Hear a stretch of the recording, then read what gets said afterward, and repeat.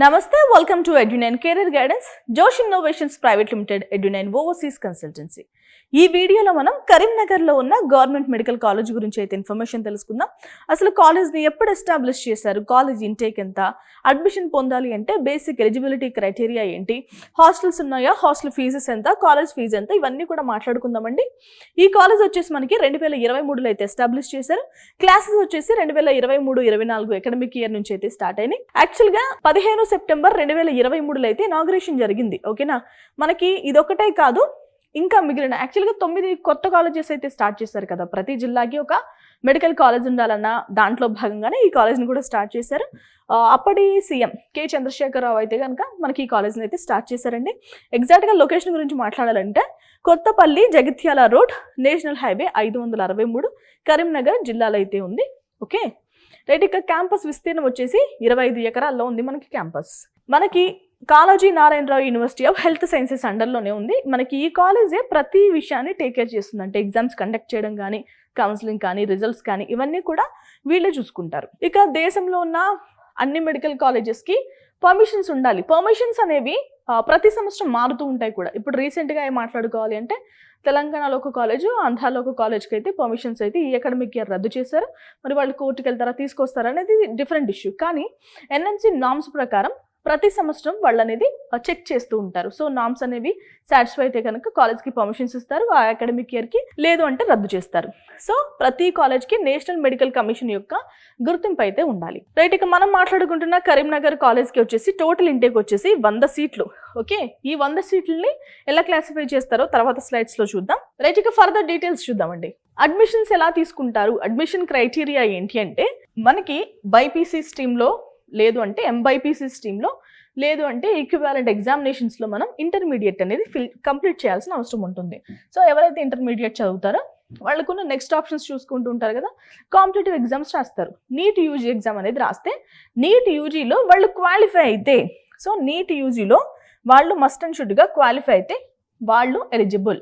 Intermediate చదివిన విద్యార్థులు ఉంటారు కదా, కొంతమంది అంటే ఈక్వివాలెంట్ ఎగ్జామినేషన్స్ రాస్తారు కదా. Physics, chemistry, biology and biotechnology, English సబ్జెక్ట్స్లో అయితే ఈక్వివాలెంట్ ఎగ్జామినేషన్స్లో ఎవరైతే పాస్ అవుతారో, ఎలా పాస్ అవ్వాలో కూడా ఇచ్చారు. ఓసీ విద్యార్థులు అయితే కనుక 50% కంటే తక్కువ రాకూడదండి. ఇక బీసీ, ఎస్సీ, ఎస్టీ విద్యార్థులు అయితే కనుక 40% మార్క్స్ కంటే తక్కువ రాకుండా వాళ్ళు పాస్ అవ్వాల్సిన అవసరం ఉంటుంది. సో ఇవి కనుక సాటిస్ఫై చేస్తే కనుక మీకు ఎలిజిబిలిటీ ఇచ్చినట్టే. అండ్ ఇంకా కొన్ని ఎలిజిబిలిటీ క్రైటీరియాస్ ఏంటంటే 17 సంవత్సరాలు అయితే కంపల్సరీ నిండి ఉండాలి. 2025 డిసెంబర్ 31కి అయితే ఎంబీబీఎస్లో అడ్మిషన్ పొందాలనుకుంటున్న విద్యార్థికి 17 సంవత్సరాలు నిండి ఉండాలి. ఓకే, మనం సీట్ల ఇంటేక్ గురించి మాట్లాడుకోవాలంటే టోటల్ సీట్స్ వచ్చేసి 100 సీట్లు కదా. ఇందులో 85% అనేది స్టేట్ కోటా, రిమైనింగ్ 15% అనేది ఆల్ ఇండియా కోటా. మనకి కరీంనగర్ కోటా వచ్చేసి Kaloji Narayana Rao university of health sciences వాళ్ళు ఫిల్ చేస్తారని చెప్పాను కదా. ఆల్ ఇండియా కోటా వచ్చేసి ఎంసీసీ కౌన్సిలింగ్ ద్వారా అయితే ఫిల్ అవుతాయండి. మీ అందరికీ తెలుసు ఎంబీబీఎస్ వచ్చేసి 5.5 సంవత్సరాలు చేయాల్సిన ప్రోగ్రామ్. 4.5 సంవత్సరాలు మనం కోర్స్ చదువుతాం, 1 సంవత్సరం అనేది ఇంటర్న్షిప్ చేస్తాం. ఓకే, సో ఇది సీట్ల యొక్క క్లాసిఫికేషన్. ఇక రిమైనింగ్ డీటెయిల్స్ చూద్దాం, ఫీజెస్ ఎలా ఉంటాయి చూద్దాం. ఓకే, మనకి గవర్నమెంట్ మెడికల్ కాలేజ్ కరీంనగర్లో చదువుకోవాలి అంటే ఫీజెస్ ఎలా అవుతాయి అంటే మనకి ఫీజెస్ మోస్ట్లీ ఎక్కువ ట్యూషన్ ఫీజే మాట్లాడుకుంటాం. ట్యూషన్ ఫీజు ఎంత అని మాట్లాడుకుంటాం. ఇతర ఫీజెస్ కూడా ఉంటాయి కదా, అవి కూడా మాట్లాడుకుందాం. ట్యూషన్ ఫీజు వచ్చేసి 10,000, సిడిఎస్ ఫీజు వచ్చేసి 5,000, ఈ లైబ్రరీ ఫీజు వచ్చేసి 2,000, ఇక సెంట్రల్ స్టోర్ ఫీజు వచ్చేసి 2,000, library fee 2,000, caution deposit 3,000, academic development fund 3,000, SC ST విద్యార్థులకు అయితే 1,000 రూపాయలు, నాన్ గవర్నమెంట్ ఫండ్ వచ్చేసి 2,000. మనకి ఓసీ కానీ బీసీ కానీ క్యాస్ట్కి చెందిన విద్యార్థి ఎంబీబీఎస్ చదవాలంటే మొదటి సంవత్సరం అయ్యే ఖర్చు 29,000 రూపాయలు. అదే ఎస్సీ ఎస్టీ విద్యార్థికి అయితే 27,000 రూపాయలు అవుతుందండి. మనకి library fees and tuition fees వచ్చేసి ప్రతి సంవత్సరం పే చేయాలి. రిమైనింగ్ ఫీజెస్ వచ్చేసి అడ్మిషన్ తీసుకుంటున్న టైంలో పే చేస్తే సరిపోతాయి. ఓకే, ఇక హాస్టల్స్ గురించి మాట్లాడాలి అంటే హాస్టల్స్ అయితే టెంపరీగా ప్రొవైడ్ చేస్తున్నారు. వీళ్ళకైతే పర్మనెంట్ హాస్టల్స్ ఇంకా కన్స్ట్రక్షన్ జరగలేదు. కొన్ని హాస్టల్స్ ఏంటంటే కొంతమంది స్టూడెంట్స్కి 2 BHK ఫ్లాట్స్ తీసుకుని కూడా మనకి హాస్టల్స్ అయితే ప్రొవైడ్ చేస్తున్నారు. ఒక్కొక్క హాస్టల్కి ఒక్కొక్క రూమ్కి 2-3 షేరింగ్ అయితే ఇస్తున్నారండి. గీజర్ ఫెసిలిటీస్ కూడా ఉన్నాయి. ఇంకా మనకి పర్మనెంట్ హాస్టల్స్ అనేవి 25 ఎకరాల క్యాంపస్లో ఇప్పుడు కన్స్ట్రక్షన్ జరుగుతున్నాయి.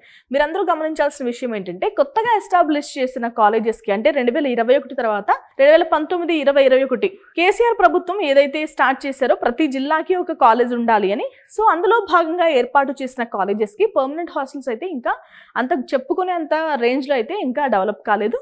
సో కన్స్ట్రక్షన్స్ అనేవి జరుగుతున్నాయి. బట్ విద్యార్థులను ఏం వాళ్ళు వదిలేయలేదు. ప్రైవేట్ అకామిడేషన్ అయితే ప్రొవైడ్ చేస్తున్నారు, వాళ్ళే ట్రాన్స్పోర్ట్ కూడా ప్రొవైడ్ చేస్తున్నారు. ఓకేనా, ఇక్కడ కూడా అంతే, మీకు ట్రాన్స్పోర్ట్ ఫెసిలిటీస్ అయితే వాళ్ళే ప్రొవైడ్ చేస్తున్నారు. బస్ ఫెసిలిటీ ఉంది, మెస్ ఫెసిలిటీ కూడా ఉందండి. మీకు వెజ్ నాన్ వెజ్ కూడా వాళ్ళు సప్లై చేస్తారు. ఇక సో ఇది బేసిక్గా ఒక విద్యార్థి కంఫర్టబుల్గా చదువుకోవడానికి ఏం కావాలో వాళ్ళైతే ప్రొవైడ్ చేస్తున్నారు. వాళ్ళ దగ్గర లేకపోయినా ప్రైవేట్ అకామిడేషన్ అయితే ప్రొవైడ్ చేస్తున్నారు. మన హాస్టల్ ఫీజు గురించి మాట్లాడుకోవాలి అంటే మనకి నాన్ రిఫండబుల్ ఫండ్ వచ్చేసి 5,000 అండి. కాషన్ డిపాజిట్ ఏదైతే రిటర్న్ వస్తుందో అది మనం 5,000 పే చేయాలి. ప్రతి నెలకి 1,000 రూపాయలు చొప్పున సంవత్సరానికి 12,000 పే చేయాలి. ఇంకా హాస్టల్ అడ్మిషన్ అప్లికేషన్ ఫీజు వచ్చేసి 1,000 రూపాయలు. సో కరీంనగర్లో ఉన్న గవర్నమెంట్ మెడికల్ కాలేజ్లో చదువుకోవాలి అంటే సంవత్సరానికి మనకి ఎంత హాస్టల్ ఫీజు అవుతుందంటే 23,000 రూపాయలు అయితే మనకి హాస్టల్ ఫీజు ఖర్చు అవుతుంది. ఓకే, దీంట్లో 5,000 రూపాయలు అనేవి మనకి రిటర్న్ వస్తాయి. అసలు ఈ కాలేజ్లో చదవాలంటే మనకి నీట్ ఎగ్జామ్లో ఎంత ర్యాంక్ రావాలి ఇప్పుడు చూద్దాం. మీరు కనుక ఓసీ విద్యార్థులైతే అబ్బాయిల కోసం అయితే 96,257 లోపు ర్యాంక్ రావాలి. అమ్మాయిలకైతే 130,511 లోపు ర్యాంక్ రావాలి. బీసీఏ వాళ్ళకైతే 2,45,140 లోపు అబ్బాయిలకి, 2,28,088 లోపు అమ్మాయిలకి ర్యాంక్ రావాలండి. ఇక బీసీబీ అయితే గనక 1,53,709 లోపు అబ్బాయిలకి, 1,52,504 లోపు అమ్మాయిలకి ర్యాంక్ రావాలి. ఇక బీసీసీ అమ్మాయిలకైతే 1,98,849 లోపు రావాలి. ఇక బీసీడీ వాళ్ళకైతే అబ్బాయిలకి 1,52,040 లోపు అబ్బాయిలకి, 1,52,998 లోపు అమ్మాయిలకి ర్యాంక్ రావాలి. ఇక బీసీఈ వాళ్ళకైతే 1,48,501 లోపు అబ్బాయిలకి, 1,60,374 లోపు అమ్మాయిలకి ర్యాంక్ రావాలి. ఇక ఈడబ్ల్యూఎస్ వాళ్ళకైతే 1,44,808 లోపు అబ్బాయిలకి, 1,16,998 లోపు అమ్మాయిలకి ర్యాంక్ రావాలి. ఇక ఎస్సీ విద్యార్థులకైతే అబ్బాయిలకి 2,13,73 లోపు, అమ్మాయిలకైతే 2,19,035 లోపు ర్యాంక్ రావాలి. ఇక ఎస్టీ విద్యార్థులకైతే 2,28,193 లోపు అబ్బాయిలకి, 2,28,763 లోపు అమ్మాయిలకి ర్యాంక్ రావాలండి.